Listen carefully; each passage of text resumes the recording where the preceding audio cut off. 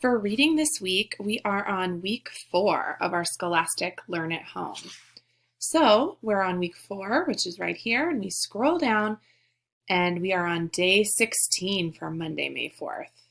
So our topic is animals and plants, and specifically seashore habitat.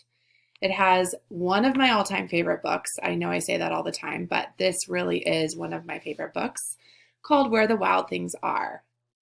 And then the informational book is Where Land Meets Sea. So after you've pressed on Take Me There and done your activities, you could do this drawing activity, Invent a Sea Creature, or you could watch this video, Seashore Science. So press Take Me There.